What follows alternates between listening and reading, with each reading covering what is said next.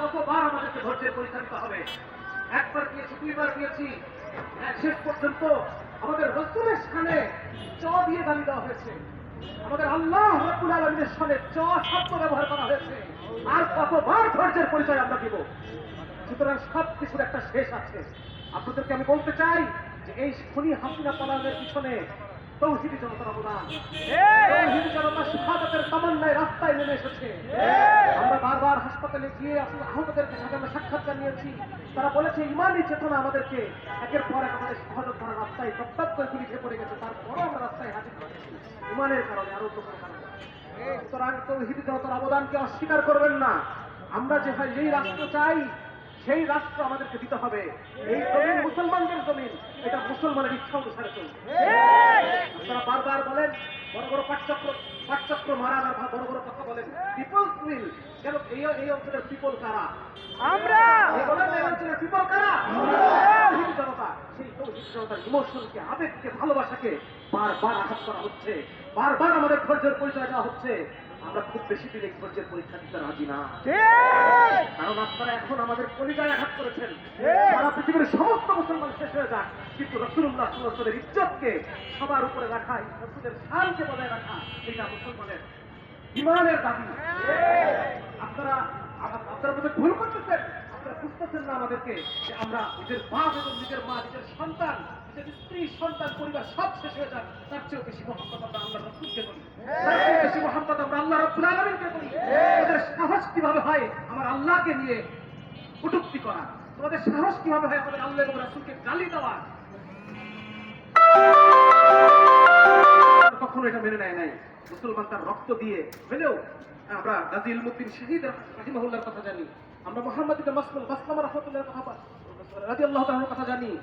আর যদি বেশি আমাদের ঈমানের পরীক্ষা নেওয়া হয়, রাষ্ট্রের পক্ষ থেকে যদি এই নাস্তিকদেরকে, এই সোহেল হাসান গালিব যে রাসূলের সম্পর্কে কটূক্তি করেছে, গালি দিয়েছে রাসূলকে, আর এই রাখাল রাহা, এদের ব্যাপারে যদি রাষ্ট্রীয়ভাবে ব্যবস্থা নেওয়া না হয়, তাহলে কি করতে হবে সেটা আমাদের নবীর জীবনের মধ্যে দেওয়া আছে। তৌহিদি জনতা খুব ভালো করে জানে কি করতে হবে। সুতরাং দেশের পরিস্থিতি অস্থিতিশীল করার যে বারবার আমাদেরকে যে হুমকি দেওয়া হচ্ছে, দেশের পরিস্থিতি অস্থিতিশীল করবেন না, দেশের পরিস্থিতি স্থির রাখার দায়িত্ব কি শুধু আমাদের? শুধু তৌহিদি জনতার? আপনারা রাষ্ট্রে বসেছেন, ক্ষমতায় বসেছেন, আপনাদের কোনো দায়িত্ব নাই? এখনো পর্যন্ত রাখাল রাহা তার সম্পদে বহাল আছে। আল্লাহকে চ দিয়ে গালি দেওয়ার পরও কিভাবে থাকে? আমরা যে ফেসবুকে, রাস্তায় আমরা যে এত কথা বলতেছি, আমাদের কথার কোনো দাম নাই? আমাদেরকে এত আপনারা অগ্রাহ্য করতেছেন। সুতরাং এই জায়গা থেকে, আজকে এই মঞ্চ থেকে আমি বলতে চাই, যারা রাষ্ট্রে আছেন, যদি ক্ষমতায় থাকতে চান, ক্ষমতায় আছেন আমাদের ইচ্ছায়, যদি ক্ষমতায় থাকতে চান, আমাদের আবেগকে সম্মান করে অবিলম্বে ব্লাসফেমি আইন প্রবর্তন করতে হবে।